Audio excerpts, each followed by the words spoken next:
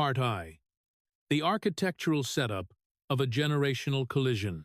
The atmospheric tension within the state-of-the-art CNN studio in Atlanta was almost palpable, a thick layer of anticipation that seemed to vibrate through the very floorboards as the digital countdown clocks signaled the commencement of an event billed as a definitive historical crossroads.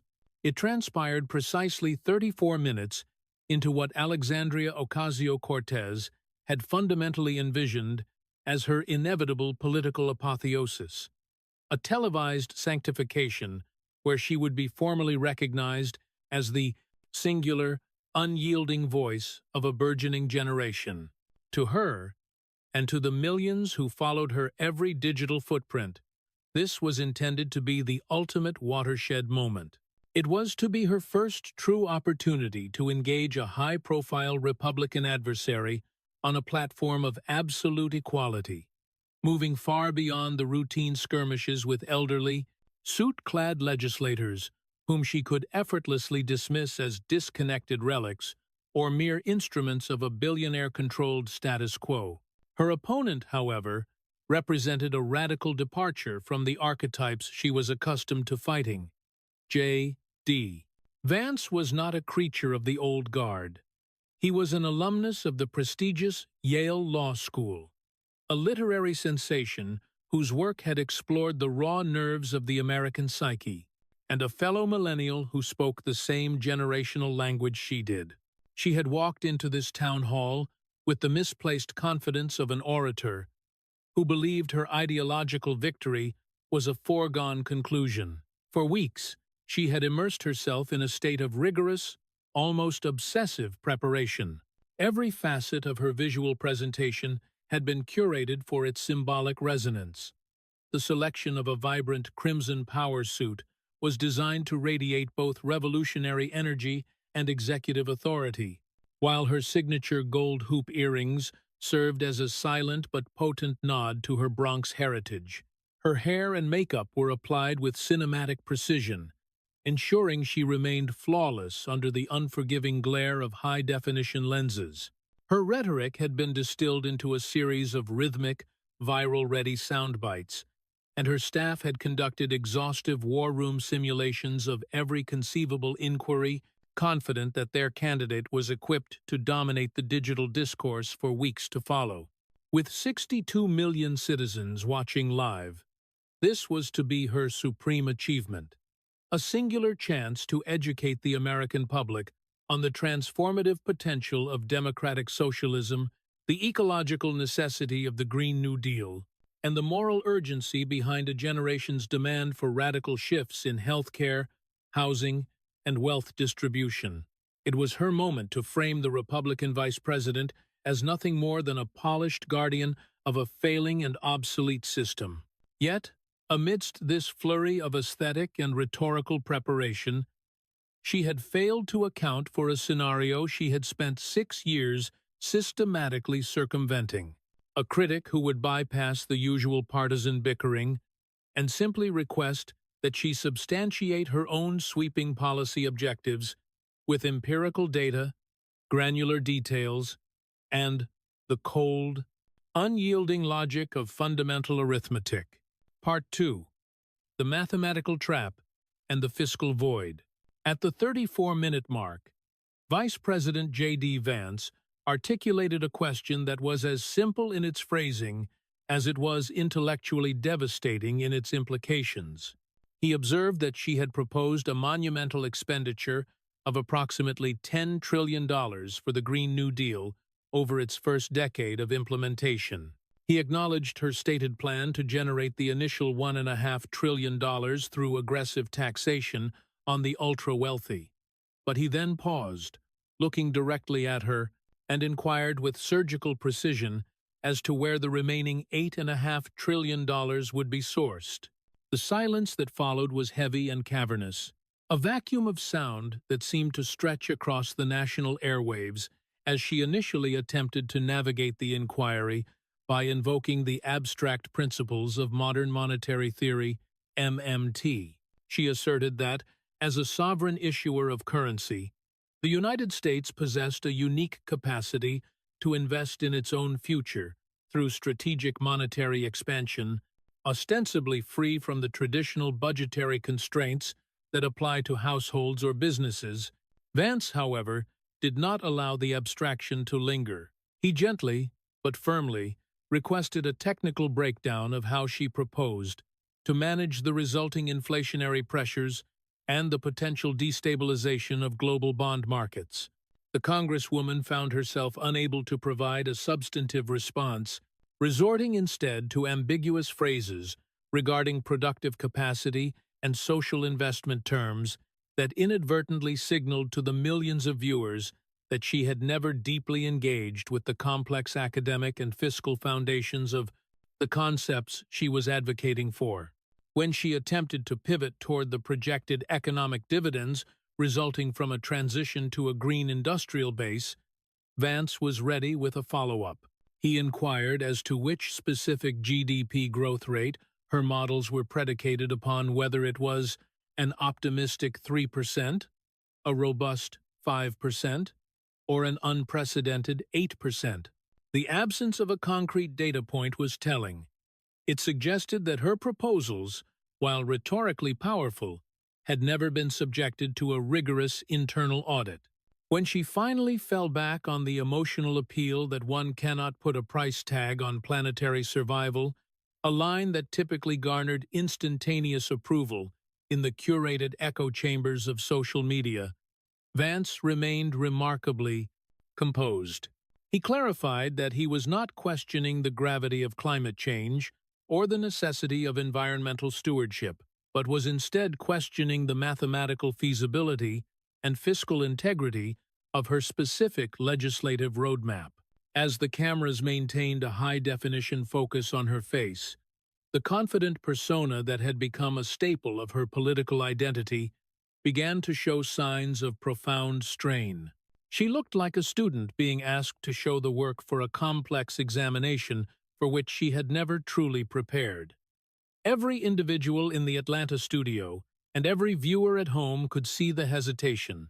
It became increasingly evident that despite having introduced the Green New Deal resolution 6 years prior, the underlying arithmetic had remained unaddressed.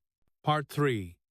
The deconstruction of the aspirational framework. Standing across from her at the opposing podium, JD Vance, the individual from a working-class background in Ohio who had ascended through the rigors of the Marine Corps and the intellectual challenges of Yale Law, waited with a subtle, patient smile.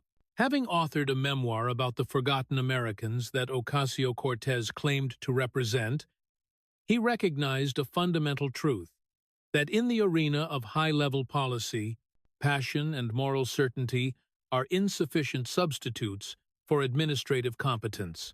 To fully comprehend the gravity of this moment, one must look back to the start of the evening.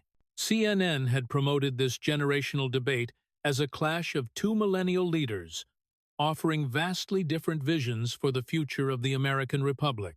Vance represented a segment of the generation that prioritized economic realism and traditional values, while Ocasio-Cortez represented a progressive movement demanding a total transformation of the American social contract. The debate then moved to the specific mechanics of health care. Ocasio-Cortez described Medicare for All as a fundamental human right that would eliminate premiums and deductibles. Vance responded by probing the mechanics of the transition, pointing out that 180 million Americans currently receive insurance through their employers. He asked if those plans would be legally abolished. When she confirmed they would be replaced by superior public coverage, Vance moved to the fiscal implications, citing a baseline cost of $34 trillion over 10 years. He demonstrated that she was facing an annual deficit of $2.7 trillion, an amount exceeding the entire budgets for defense, education, and veterans affairs combined even after all proposed taxes on the wealthy were exhausted. When she was unable to provide a source for the remaining funds, the moral imperative began to look like a mathematical impossibility. The discussion then shifted to the Green New Deal, where Vance broke the resolution down into its physical requirements, retrofitting 140 million buildings, replacing the energy grid with renewables, and laying thousands of miles of high-speed rail. Using data from the Department of Energy and the Congressional Budget Office, he demonstrated that the project would likely cost closer to $93 trillion over 10 years. He pointed out that this would require the federal government to control more than 60% of the entire American GDP. He asked the audience if they were prepared for a version of America where the state possessed that level of control over every aspect of their economic lives. The lack of support from the audience was a stark visual representation of the gap between online popularity and mainstream public opinion. Part 4. Personal Identity and the Amazon Fallout. The debate took a deeply personal turn when the subject of Amazon's headquarters in Queens was raised. Vance highlighted the massive loss of potential revenue, noting that in exchange for $300 million in annual incentives, Ocasio-Cortez had effectively rejected 25,000 jobs with an average salary of $150,000. He argued that rejecting a 12-to-1 return on investment was an act of economic sabotage against her own constituents. This led to the most emotionally charged moment of the evening. As Vance challenged her claim to represent the working-class struggle, he drew a sharp contrast between her affluent upbringing in Yorktown Heights and his own experience of genuine poverty in Middletown. He accused her of cosplaying a struggle she had never actually lived, turning the difficulties of real people into a social media aesthetic, while proposing policies that would destroy the livelihoods of blue-collar workers. As the debate drew to a close, the energy in the room had shifted from a pep rally to a sober realization. Ocasio-Cortez's closing statement felt out of step with the preceding 90 minutes of technical analysis, while Vance's closing was a quiet call for competence and honesty. The fallout was immediate and profound. Viral clips of her inability to answer basic fiscal questions dominated the digital landscape. Polling showed a significant drop in her favorability, and fellow Democrats began to distance themselves from her more radical proposals. Ultimately, the event served as a case study in the difference between the politics of performance and the politics of substance. It demonstrated that in a high-stakes environment where policies have real-world consequences, passion and moral certainty are no substitute for rigorous analysis. Part V. The Legacy of the Atlanta Town Hall. The aftermath of the debate was not merely a news cycle. It was a permanent realignment of how the American electorate viewed progressive leadership. In the weeks that followed, the squad found its influence waning, as voters began to demand more than just inspirational speeches. The Green New Deal resolution, once a litmus test for progressive candidates, became a liability. Ocasio-Cortez's eventual departure from Congress was framed as a shift toward grassroots organizing, but the political reality was that her brand had been fatally undermined by the simple application of basic arithmetic. Dud. Vance's performance became a blueprint for a new kind of intellectual conservatism, one that used the tools of policy expertise to dismantle the populist rhetoric of the left. The 2026 debate remains a landmark in American political science, proving that while social media can elevate a leader, only substantive knowledge can sustain them. Part 6. The Fiscal Post-Mortem and the Death of Aspirational Math. In the immediate wake of the Atlanta Town Hall, the national conversation shifted from the emotional resonance of progressive ideals to the cold, uncompromising reality of actuarial science. The defining characteristic of the post-debate discourse was the fiscal post-mortem, a process by which independent economists, nonpartisan think tanks, and even formerly sympathetic media outlets began to subject the squad's legislative output to the kind of rigorous audit that JD Vance had demonstrated on stage. The most significant casualty of this shift was the narrative surrounding the wealth tax. For years, the rallying cry of "tax the rich" had served as a universal solvent for any budgetary concern. However, Vance's methodical deconstruction of the numbers revealed a fundamental structural deficit that could not be solved by simply taxing billionaires. The mathematical breakdown of the revenue gap. The debate highlighted a recurring error in progressive fiscal planning, the assumption that a singular tax on the top 0.1% could fund multiple, overlapping trillion-dollar programs. When the Nonpartisan Congressional Budget Office, CBO, released its supplementary report in the weeks following the debate, the findings mirrored Vance's assertions. Projected Medicare for all cost, $3.4 trillion per year. Total revenue from aggressive wealth tax, $300 billion per year. Total revenue from corporate loophole closures, $120 billion per year. The unfunded mandate. Unfunded mandate. Approximately $2.98 trillion per year. To put this in perspective, $2.98 trillion is more than the total amount of income tax currently collected from all Americans combined. The conclusion was inescapable. To fund the program as designed, the government would have to implement a broad-based value-added tax, VAT, or significantly increase the income tax on the middle class, the very demographic the Congresswoman claimed to be protecting. Part 7. The Media Realignment and the Competence Crisis.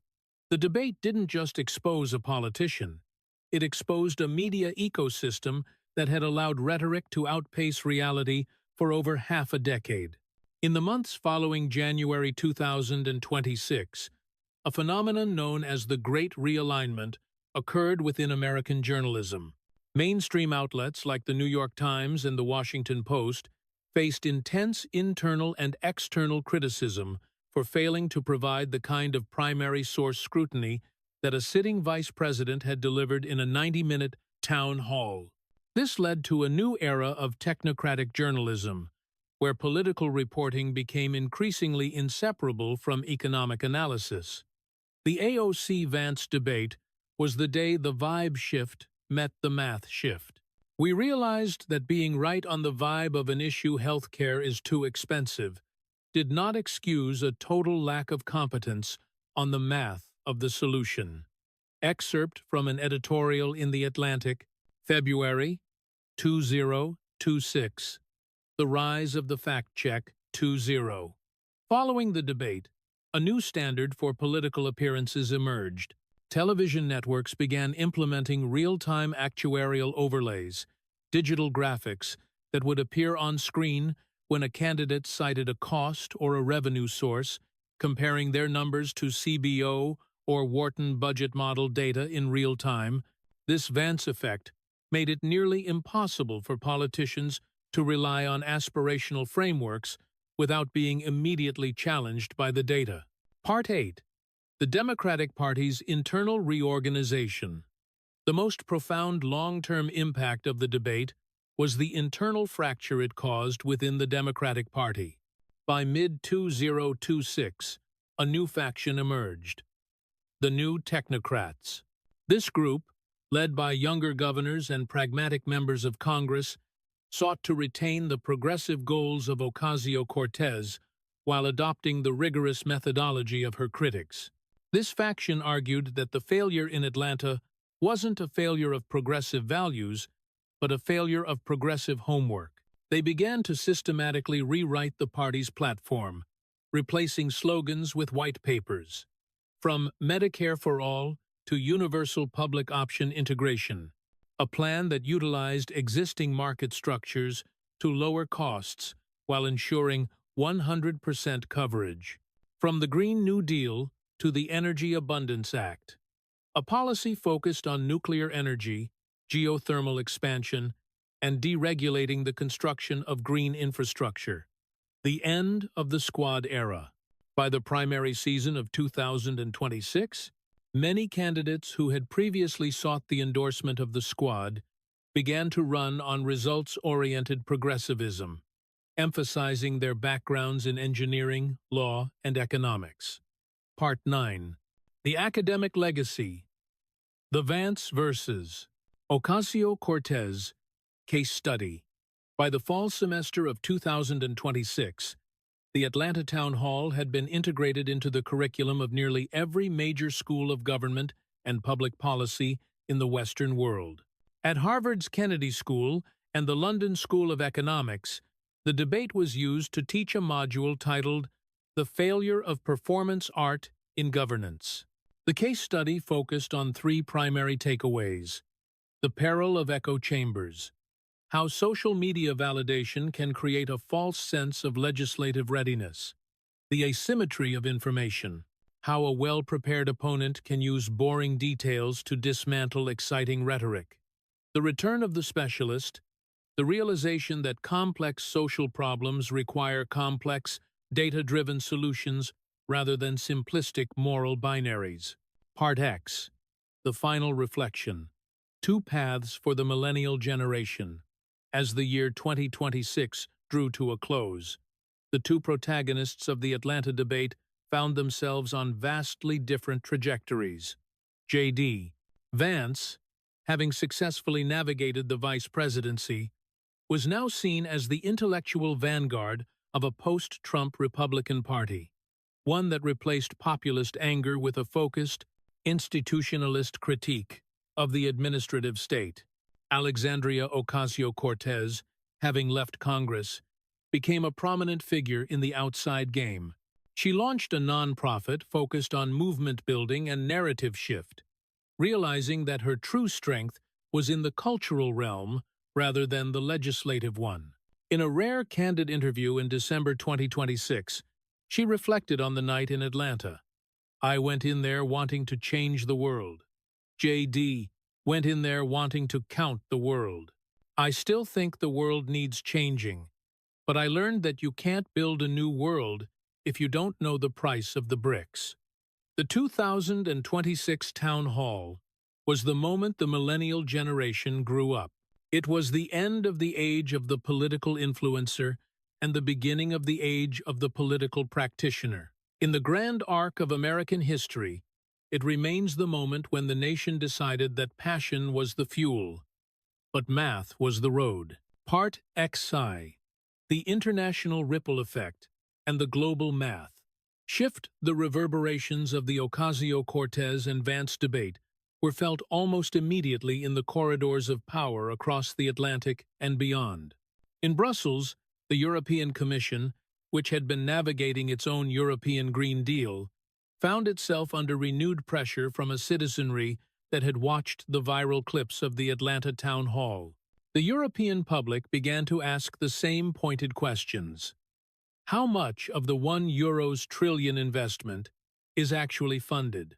And what is the specific growth assumption for the circular economy?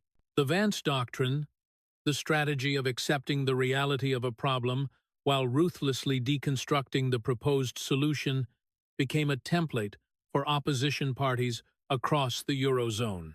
In the United Kingdom, the Prime Minister was forced to defend the net-zero transition with a level of granular detail that had never before been required.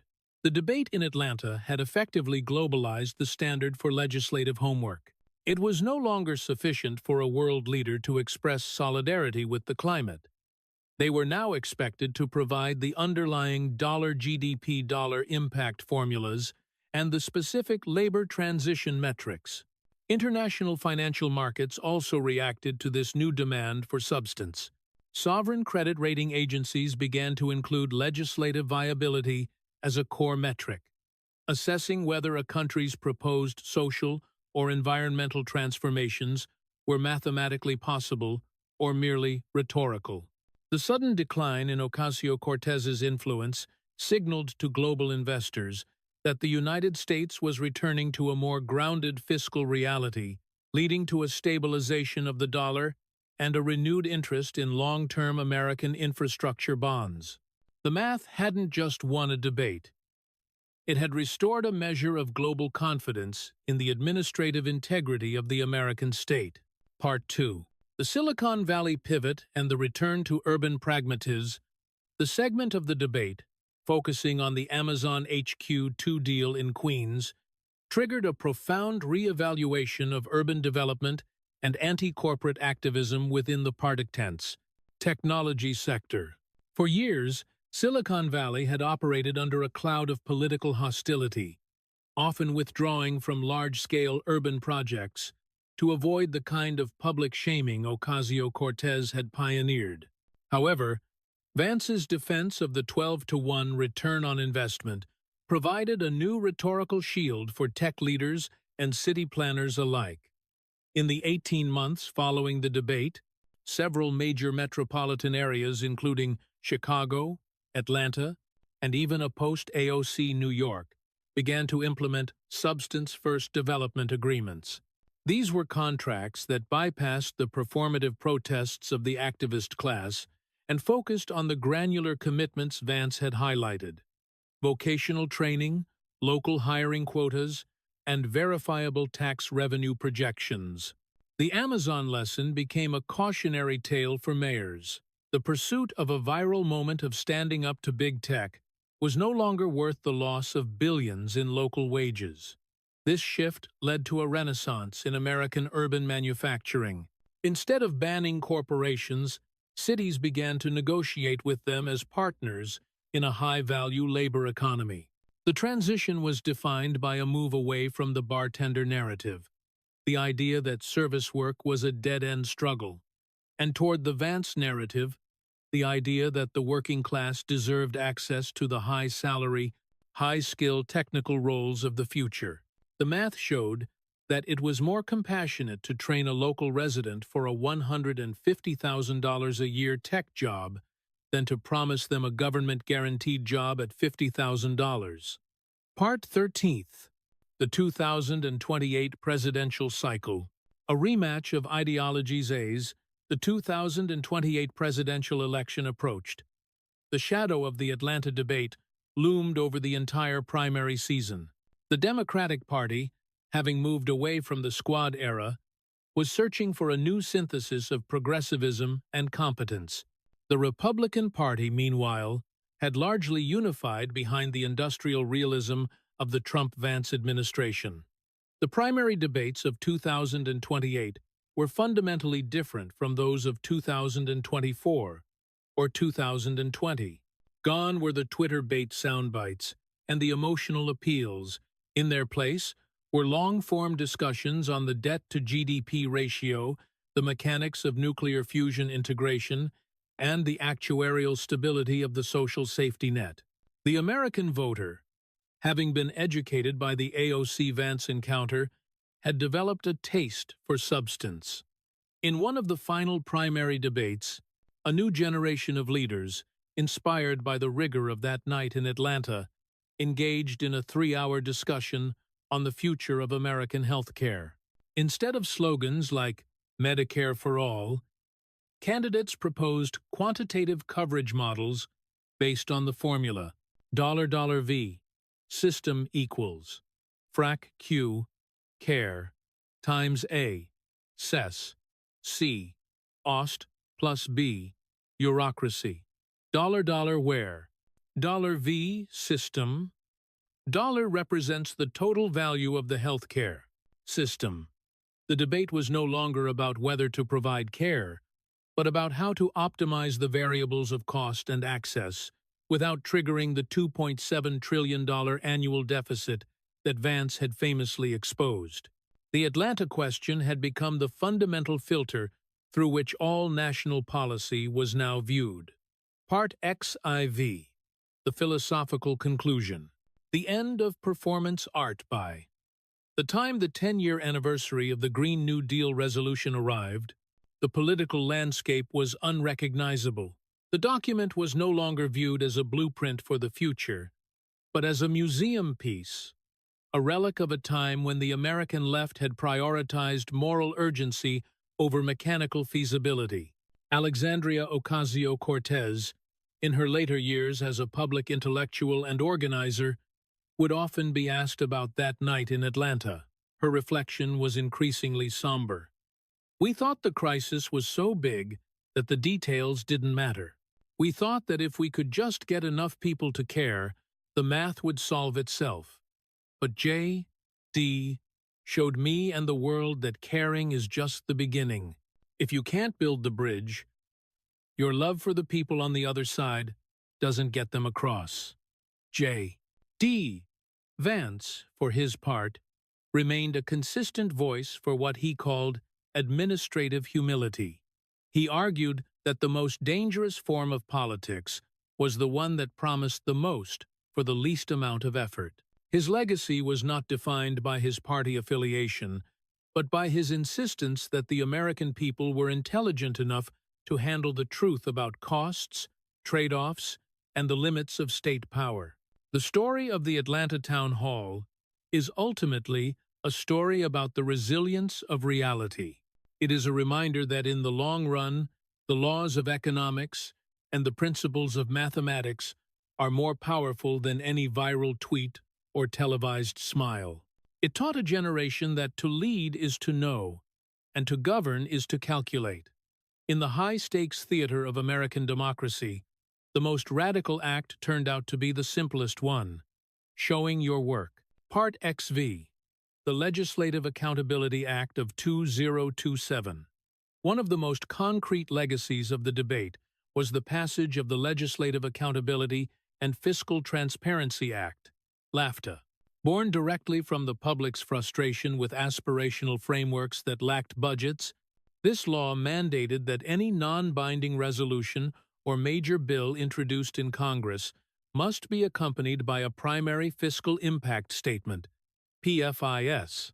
Unlike previous requirements, the PFIS necessitated a worst-case revenue model, projections of cost if economic growth failed to meet expectations.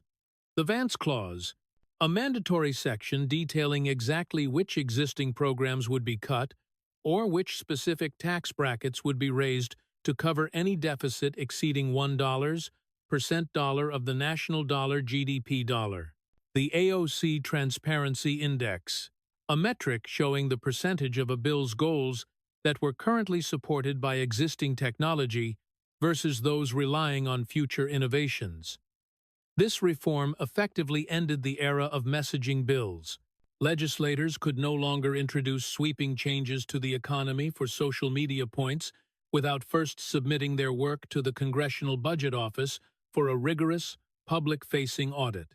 The result was a $40 dollar decrease in the number of bills introduced, but a $300 dollar increase in the passage of bipartisan, technically sound infrastructure and social reforms. Part 16. The Educational Shift Civics Through Calculus. The cultural impact of the debate reached into the American classroom.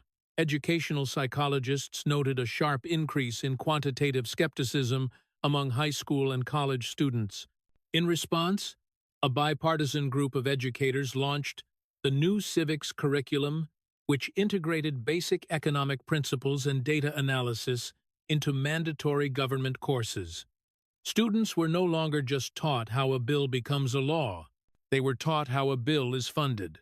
The final project for a standard high school civics course in 2030 often involved taking a local social issue such as homelessness or school funding and creating a policy proposal that balanced the following equation: $sum R, even U, jec U, sum C, ost plus delta, inflation, $, where delta dollar represents the calculated risk of inflation over the Moore's project's life cycle. This Vance-era generation of voters entered the workforce with a unique immunity to performative rhetoric. They looked for the works cited page in every political speech, fundamentally changing the nature of political campaigning. Part XV. The Policy Media Revolution. The decline of the influencer politician coincided with the rise of a new media genre, high-fidelity policy analysis. Platforms like TikTok and Instagram, once the primary battlegrounds for viral political clips, saw a surge in long-form deep-dive content. Independent analysts began using sophisticated simulation software to visualize the second-order effects of proposed laws. For example, if a candidate proposed a new housing subsidy, these analysts would show a simulated real estate market where that subsidy inadvertently raised the base price of apartments, essentially fact-checking the policy before it was even debated. This new media landscape favored the technocratic moderate. Candidates who could navigate a 3-hour podcast discussion on supply-side structuralism or carbon capture logistics became the new superstars. The 2026 town hall had taught the audience that looking the part was not enough. You had to know the math. Part 18. The Synthesis A. New American Ideal by the mid-2030s, a synthesis of the Ocasio-Cortez and Vance ideologies began to take shape. A new generation of leaders, dubbed the pragmatic visionaries, emerged. These leaders retained Ocasio-Cortez's passion for social justice and environmental sustainability, but utilized Vance's methodical, data-driven approach to achieve them. They realized that compassion is the motivation, but math is the tool. You cannot have a social safety net if the economy is structurally unsound. Trade-offs are inevitable. Every $1 spent on dollar, X dollar is $1, dollar not spent on dollar, Y dollar. Honest leadership requires telling the public what they can't have as much as what they can. Technology is the lever. Instead of banning industries, these leaders focused on incentivizing the technological breakthroughs that made bans unnecessary. The AOC Vance synthesis resulted in a series of landmark laws that successfully transitioned the U.S.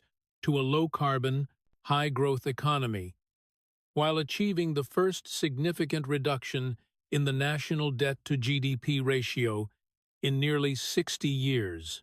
Part 9. Final. Look at 2036, the 10-year retrospective. In 2036, a decade after the debate, a commemorative documentary was released titled The Day the Numbers Spoke. It featured interviews with policy experts from across the world, all of whom pointed to that 134-minute mark in Atlanta as the moment the modern era truly began. The documentary concluded with a montage of the two figures. JD Vance, now a retired elder statesman, was seen teaching a seminar at Yale on the ethics of quantitative governance. Alexandria Ocasio-Cortez, the head of a global sustainability solutions incubator, was shown reviewing a technical blueprint for a modular nuclear reactor project in the Bronx. The final frame of the documentary wasn't a picture of either politician. It was a simple, high-resolution image of a ledger, a symbol of the great quantification. Underneath it, the words of the closing narrator resonated. The history of the 21st century is the story of a people who learned that the most profound expression of love for one's country is the willingness to do the math.